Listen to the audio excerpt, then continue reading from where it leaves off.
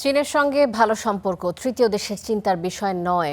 Myanmar corridor নিয়ে চূড়ান্ত সিদ্ধান্ত সংশ্লিষ্ট মন্ত্রণালয়ের বিচার বিশ্লেষণের পর। বিকেলে পররাষ্ট্র মন্ত্রণালয় এসব কথা জানান পররাষ্ট্র প্রতিমন্ত্রী। এছাড়া পাচারের অর্থ দেশে ফেরাতে 3 দেশের সঙ্গে চুক্তি হয়েছে বলেও জানান তিনি। প্রায় সব সরকারের সময়ে ঢাকা বেইজিং সম্পর্ক ছিল উষ্ণ, তবে প্রধানমন্ত্রীর সাম্প্রতিক সফরে তা পেয়েছে অনন্য উচ্চতা। তবে দক্ষিণ এশিয়ায় চীনা কর্মকাণ্ডে সবসময় থাকে ভারতের মনোযোগ। দেশটির গণমাধ্যমেও ছিল এর বহিঃপ্রকাশ। তবে ঢাকা বেইজিং সম্পর্কে তৃতীয় দেশের উদ্বেগের কারণ দেখছেন না পররাষ্ট্র প্রতিমন্ত্রী। আমরা আশা করছি যে এই সফরের পরে আর চাইনিজ ইনভেস্টমেন্ট আরও অনেক বেশি বৃদ্ধি পাবে। চায়নার সাথে সম্পর্ক থাকবে, সকল দেশের সাথে সম্পর্ক থাকবে, এবং এটা আমার মনে করি না এক দেশের সাথে সম্পর্ক ভালো হলেই আরেক দেশের সাথে সম্পর্ক খারাপ হবে।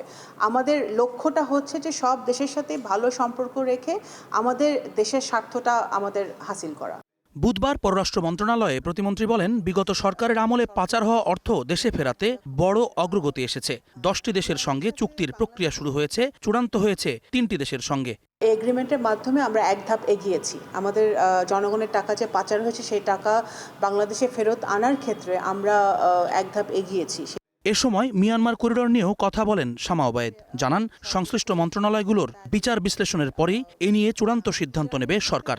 কমিউনিকেশনটা যদি আমাদের সহজ হয় তাহলে আমাদের বাণিজ্য এবং অর্থনীতিতে অনেক বেশি সম্প্রসারণ ঘটবে।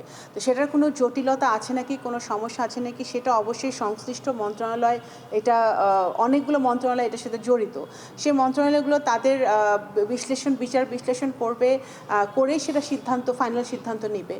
প্রস্তাবিত এই করিডোর প্রশ্নে ভারতের প্রতিক্রিয়া নিয়ে আপাতত ভাবছে না সরকার। ভারতের থিঙ্ক ট্যাঙ্ককে ভারতকে জিজ্ঞেস করেন। Jumman Sadiq, Javelin, Star News, Dhaka.